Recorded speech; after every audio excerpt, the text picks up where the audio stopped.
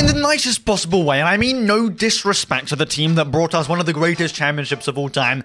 But the championship can only be won by one, and it's going Dutch in 2021! But then, a couple years onwards from that kind of bored us to death. I mean, no disrespect to Red Bull, but I personally think that they are well and truly cooked. One way or another, that team, the team is literally experiencing the greatest downfall of humankind. It's bigger than Williams' downfall.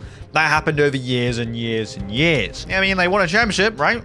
Pastor Maldonado got a race win, and they tumbled and tumbled and tumbled until now they have Logan Sargent, and they're at the bottom of the field. Their downfall is worse than the Mercedes downfall because that, well, happened over a regulation change, and, well, okay, they got a regulation wrong, but they're bouncing back. Look at them currently. This has been outstanding for George Russell and for Mercedes. It's a 1-2. But Red Bull, the most dominant car at the start of the season, and right now, what? What is it? It's looking like they're fighting the Ferraris for the third or fourth fastest, or yeah, something like that. That's what they're currently doing. And plus, it's a one-man team. It's a team that it's just a shit show, isn't it? Now, yes, this video has kind of been sparked by the departure by this guy, Jonathan Weekly. I mean, yeah, he's been in Red Bull for like ages, and he's just basically coordinated the whole team and making it successful as it currently, or maybe not currently, but has been in the past. And his departure, Red Bull announcing it like on their own, hey, yeah, that's happening. Hey, Audi, he's going to you. If you didn't know, he's going to be your team principal. Yeah, Red Bull have been doing that quite a lot recently, especially with Adrian Newey departing and them announcing he's departing near Senna's death. And that isn't the greatest because, well, Adrian Newey designed the car that Senna last drove. Yeah, well, he departed after a long time at Red Bull, and is it kind of coincidental that a lot of people are leaving Red Bull for other projects at the moment? Who knows, Max Verstappen's gonna leave, and Carlos Sainz, I don't think he wanted to join that team for one reason or another. Who knows why, because, well, that would be literally the perfect team for Carlos Sainz to join. No? It was a good option for him. Let's be real. They would have taken Carlos over Checo Perez. Let's be 100% real. But for one reason or another, whether it be Carlos Sainz who didn't want to go there, or whether, well, they actually did want Sergio Perez. Yeah, you know. Verstappen, who knows? I'm not quite sure how long he's going to be in that team, and, well, Helmut Marko, I don't know what's wrong with him. And I don't know whether Christian Horner will be put into prison anytime soon. I'm not sure. But what I am sure about is literally not even half a year ago, they were, like, actually cooking. Max Verstappen wins. For Max Verstappen, Max Verstappen, Max Verstappen, Max Verstappen, Max Verstappen, Max Verstappen, Max Verstappen. They couldn't have started the season any better. 2 consecutive 1-2 finishes. Verstappen, 22 seconds ahead. The first race, the second race, 13 seconds ahead. You honestly couldn't ask for anything more perfect. The season prior, they had pretty much won every single race there was to win. And, well, 2024, their winning streak didn't stop. Until it started to kind of stop. Verstappen didn't win in Australia. Okay, mechanical failure. Happens every once in a while. Cool. Doesn't really make a difference. For the next couple races after that, he kept on winning. But there was one limiting factor that started to hinder that team. It was Sergio Perez.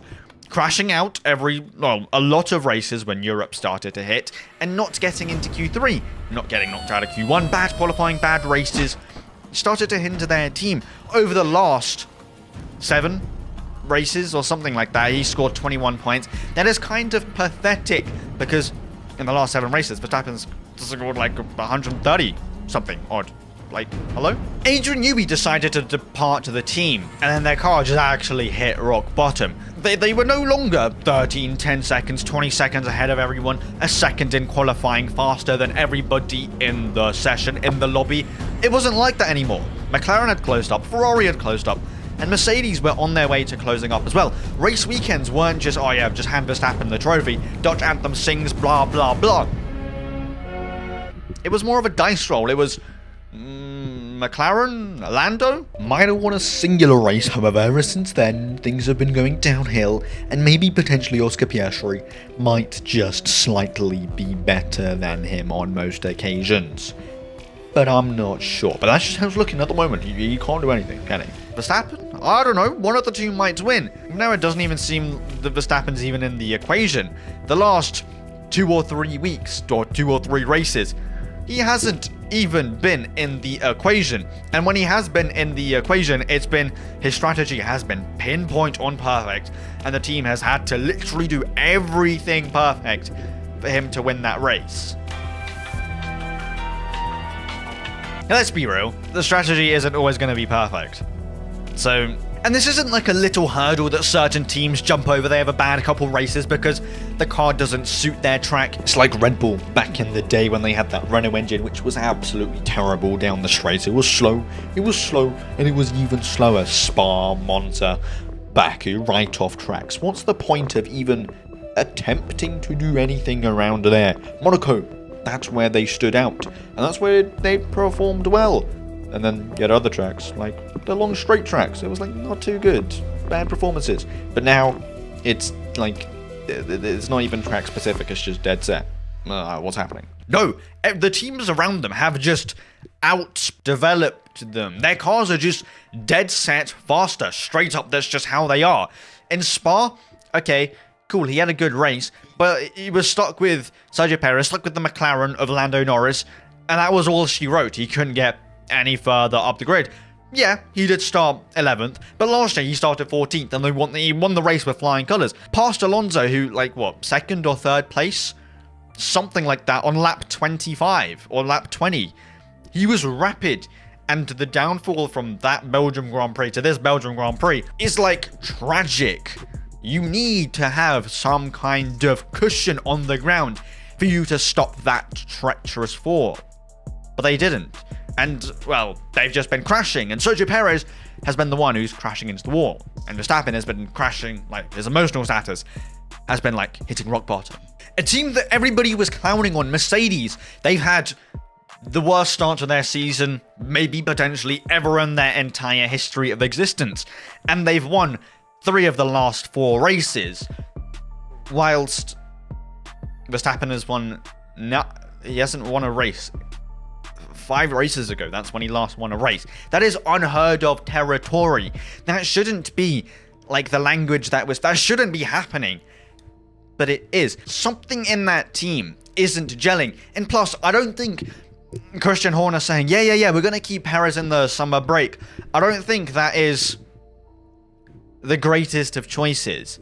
Keep in mind, he started 2nd in Spa, and he finished well behind Verstappen. He was like 40 seconds off the lead, when literally at the start of the race, he was pretty much in the lead. But he goofed it somehow, one way or another. He had high hopes for a living in that race. Confidence was brewing that, hey, I can stand on the podium. Hey, I can win the race. But Blood finished, what, 8th on track? He was the worst out of the top 4 teams. And Ferrari being the shitty team that they currently are, they've fallen out of nowhere. I mean, like, fallen to the ground out of nowhere. Like, how was he finishing behind Carlos Sainz?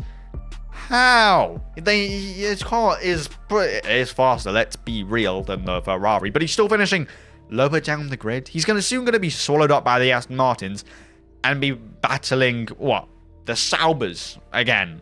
I don't think this is being talked enough, like, genuinely enough, because, yeah, some teams have bad seasons, and then have a good season, bad season, good season, but it usually just flatlines and stays the same. You don't just, like, dart up from being 10th in the standings and just, to, like, 4th. You don't dart from being 1st in the standings to, like, suddenly drop down to being 4th in the constructors, unless the season is that tight. But the season, at the start of the season, wasn't tight at all. As I said, Red Bull Verstappen were winning everything, and Sergio Perez was actually good. But now, something has to change. And, well, clearly, nothing is changing. That's why people are leaving. If life was good there, people would want to stay. If life was good there, people would want to win. But that team is just absolutely dropping to the ground. It's also funny that Jonathan Weakley, the guy who departed, is going over to Audi, the Audi master plan, the first day of Mattia Binotto being team principal. Whether this means that Audi is taking over and actually going to become the powerhouse of Formula 1, what Red Bull currently is, I guess big steps are being made. Would that mean that Verstappen wants to leave? If Red Bull are just losing members to Audi, maybe he'll go to Audi, maybe he'll go to Mercedes, maybe Liam Lawson, if he's not... What the fuck is Liam Lawson doing? He's been waiting and waiting and waiting. Sergio Perez is just gifted a free seat every single season for doing fuck all. Liam Lawson, bro's gonna hit the dash soon and step into another seat. Maybe Audi, maybe somebody else. And what? They're gonna be left with Daniel Ricciardo and Yuki Tsunoda. Yuki Tsunoda, always been disrespected by Red Bull. I don't think he's going to stick around for much longer. He stayed a season to see in RB to see what unfolds. And currently with Red Bull's situation, if they keep on going down and downhill, RB are going to be better than Red Bull sooner or later. So, yeah. Now there is, as I said, there's been countless and countless people who have been departing that team, going to other projects, or like Adrian Newey, just not liking the current environment. He left McLaren for that reason. He left Williams for that reason. And he's obviously leaving Red Bull for that reason as well, because there's something just wrong. And I'm telling you now, the second that somebody else leaves, whether it be Verstappen, Horner, or somebody else who is pretty prominent in that team and been there for a while, that's when big eyebrows have to be raised. What are you doing in that team to fumble the bag that much? It's like the Alpine drop-off. What the fuck? Anyway, with that said, in a nutshell, Red Bull are kind of screwed. Everybody's leaving, and things aren't going too well. And soon, the team isn't going to be a team anymore, because Verstappen's going to want to leave. And then who's going to carry that team? Sergio Perez? You think he's going to be able to do anything? I don't know. Let me know in the comments and watch it there. Subscribe and like.